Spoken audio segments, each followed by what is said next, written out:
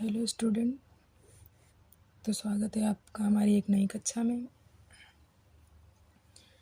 आज हम आपको कुछ एग्जांपल्स पढ़ाने वाले हैं। मैंने पिछली कक्षा में आपको कुछ रूल्स बताए थे कि एरिया को कैसे मेजरमेंट करते हैं, वॉल्यूम को कैसे मेजरमेंट करते हैं। मैंने उसकी शॉर्ट ट्रिक्स बताई थी। तो आज हम आपको उसी पे बेस्ड कुछ एग्जांपल्स करवाएंगे ताकि आप लोग का जो भी डाउट है क्लियर हो जाए। तो हम आपके लिए कुछ एग्जांपल्स लेके आए हैं जो काफ़ी बार एग्ज़ाम में पूछे भी गए हैं, इसी पैटर्न्स पे पूछे गए हैं। माना कि क्वेश्चन की लैंग्वेज चेंज हो सकती है, वैल्यू चेंज हो सकती है, लेकिन उसका पूछने का तरीका सेम होता है। तो क्या करेंगे, हम उसे सेम मेथड से सॉल्व करेंगे।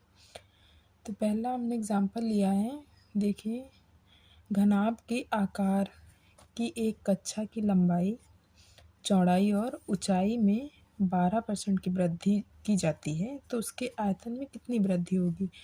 यहाँ पे हमसे पूछा गया है उसका आयतन मतलब वॉल्यूम। मैंने आपको बताया था कि उसमें कंडीशंस होती हैं कि जो हमारी वैल्यू रहती है वो सेम रेट रहता है, जो रेट रहेगा वो सेम रहेगा और जो भी टर्म्स होंगे वो इंक्रीज होंगे।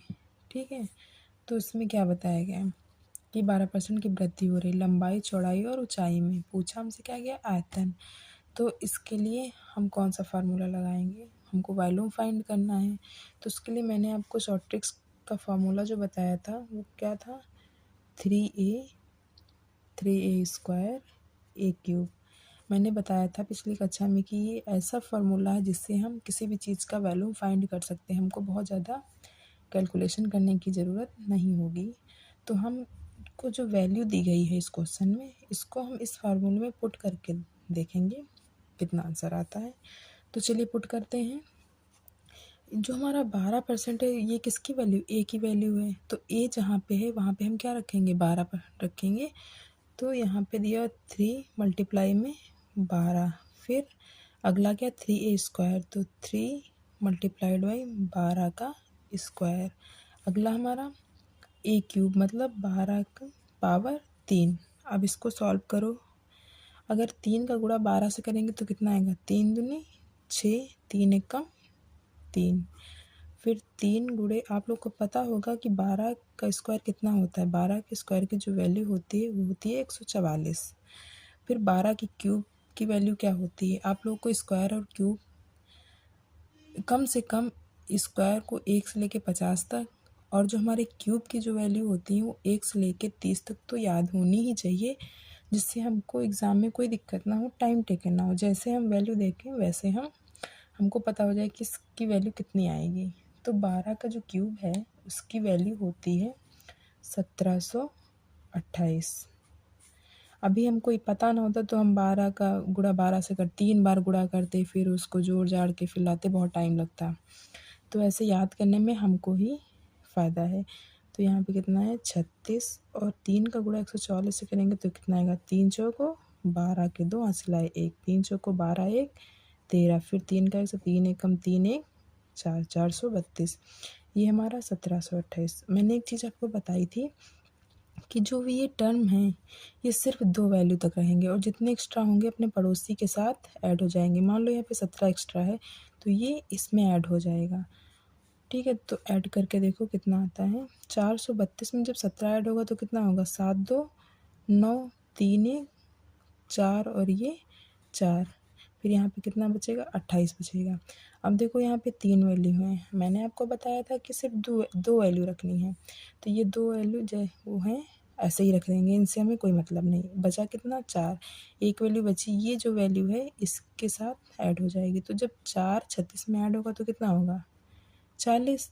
अब इसको पॉइंट में लिखेंगे, 40.4928%।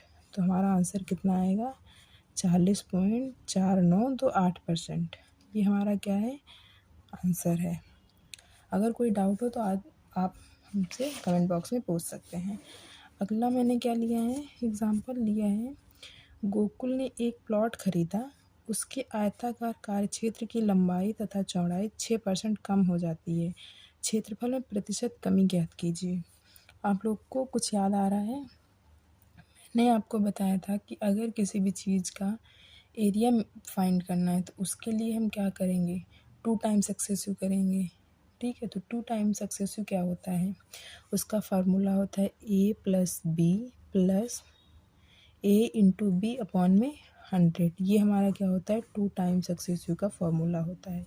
मैंने आपको क्या बताया था, a plus B plus A into B upon में 100। तो ये क्या है, 6% कम हो रहा है, मतलब वैल्यू किसकी होगी, माइनस की। तो चलिए पुट करते हैं, तो एक जगह हमारा 6, यहाँ पे क्या होगा, जब डिक्रीज फॉर्म में होगा तो यहाँ पे माइनस होगा, होगा कि नहीं, माइनस की जो वैल्यू है यहाँ पे माइनस होगा, फिर माइनस का 6 होगा, फिर यहाँ पे कितना होगा, माइनस होगा, माइनस का 6 का गुणा किससे करेंगे, माइनस के 6 से अपॉन में 100 रहेगा, रहेगा। ठीक है, तो ये जब ब्रैकेट हमारा हटेगा तो ये माइनस माइनस गुणा करके क्या बना लेगा, प्लस बना लेगा। तो 6 प्लस 6 ये हमारा माइनस, और माइनस का गुणा माइनस से होगा तो प्लस हो जाएगा। तो 6 का गुणा 6 से करेंगे तो 36/100। अभी प्लस का 6, ये प्लस का 6 ऐड हो जाएगा तो कितना हो जाएगा, 12 माइनस 36/100 को हम क्या लग सकते हैं, 0.36। अब इसको करेंगे 12 से, अगर हम 0.36 इतना माइनस करेंगे तो हमारा कितना आएगा, 12 से करेंगे तो हमारा आएगा 11.64%। ये हमारा क्या रहा, आंसर, ये हमारा आंसर था। अगला हमने क्या लिया है, अगला मैंने लिया एक वृत्तीय बेलन की त्रिज्या में 50% की वृद्धि होती है, तो आयतन में होने वाली वृद्धि ज्ञात कीजिए। फिर आपसे क्या पूछा है, वॉल्यूम पूछा है। वॉल्यूम का फार्मूला मैंने एग्जाम्पल 1 में आपको बताया था कि अगर वॉल्यूम फाइंड करना तो ये फार्मूला लगाएंगे, तो इसमें भी हम क्या करेंगे, यही फार्मूला लगाएंगे। तो फार्मूला हमने क्या बताया, 3a ये क्यूब। मैं फार्मूला इसलिए बार बार लिख रही हूँ ताकि आप लोग को याद हो जाए, आप लोग को कभी पलट के देखना ना पड़े कि मैंने पिछली क्लास में क्या फार्मूला बताया था, आप लोगों ने क्या लिखा। ऐसे आपको तुरंत याद रहेगा आपके माइंड में, तो जैसे आप देखेंगे वैसे आपको पता हो जाएगा कि हाँ यही फार्मूला रहेगा। इसलिए मैं बार बार हर क्वेश्चन में फार्मूला ज़रूर लिखती हूँ ताकि आप लोग को रिमाइंड होता रहे। ए की वैल्यू क्या दी हुई है, 50। ठीक है, देखो कंडीशन, सबसे पहली बात कंडीशन देखो सेटिस्फाई हो रही कि नहीं। यहाँ पे क्या दिया, 50% की वृद्धि हो रही है। ठीक है, तो 50% की वृद्धि हो रही मतलब जो हमारे वैल्यू है, वो रेट है, वो इंक्रीज फॉर्म में है। ठीक है, और सेम रेट है, ये नहीं कि मतलब 50% की वृद्धि या फिर उसके बाद 25%, ऐसा कुछ नहीं, एक ही वैल्यू दी हुई है। तो इसमें पुट करो, देखो कितना, 3 × 50। अगला क्या है, 3 × 50 का स्क्वायर, फिर 50 का क्यूब। तो 3 का 50 से होगा कितना होगा, 3×5 = 15 और एक 0। फिर 3 50 का 50 25 और 2 0, 50 का स्क्वायर 25 होता है। फिर 50 का क्यूब कितना होता है, 50 25×5 125, मैंने 3 बार किया तो हमारे 3 0 हो जाएंगे। ठीक है, अब इनको आगे सॉल्व करो। 150, 3 का 25 से करो, 25 से कम 25, 25 दूना 50, 25 तियाँ 75, ये 2 0, ये हमारा हो जाएगा इतना। हमको सॉरी, एक 3 0 रहेंगे, हमको इन 0 से मतलब नहीं है। ठीक है, ये 2 0 लगाओ ना लगाओ कोई बात नहीं। अब क्या करेंगे, यहाँ पे 1250, ये 2 0 इग्नोर करो, कितना है 1250 में 50 को ऐसे ही रखेंगे। 12 को अगर इधर हम ले आएंगे, ये ऐड हो जाएगा इधर, तो हमारा कितना हो जाएगा, 7512 हो जाएगा। फिर उसके बाद देखो 75 12 है। ठीक है, अब क्या करेंगे, इधर मेरा 50 बचा, उसके बाद कितने भी 0 हों कोई इतना खास मैटर नहीं करता। ठीक है, अब हमको देखना क्या है, 2 नंबर्स रखने हैं, जितने एक्स्ट्रा होंगे वो अपने पड़ोसी में ऐड हो जाएंगे।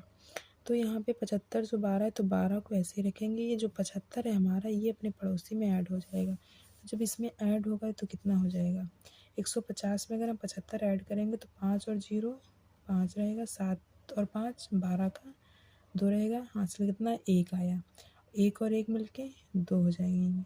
ठीक है, 225 12 और 50 बचा हुआ है हमारा। तो यहाँ पे देखो कितनी वृद्धि हो रही, ये हम लेंगे 225, हमारा कितना है 225, फिर इसको पॉइंट में लिखेंगे तो 1250। अब हम यहाँ देखते हैं कि कितना है 225, हमसे पूछा कितना है कि एक वृत्तीय बेलन की त्रिज्या में अगर 50% की वृद्धि हो रही है, ठीक है, तो आयतन में होने वाली वृद्धि ज्ञात कीजिए। हमको क्या करना है, आयतन में कितनी वृद्धि हो रही है वो फाइंड करना है। तो मान लो पहले कितनी थी, 100% थी, पहले अगर वो 100% थी,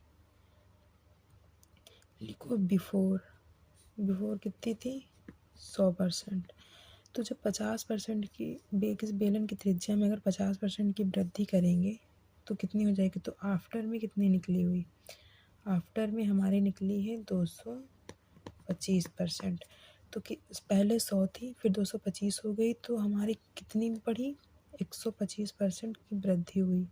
तो हमारा आंसर क्या होगा 125%। इस क्वेश्चन को हम एक और ट्रिक्स भी आपको समझा सकते हैं।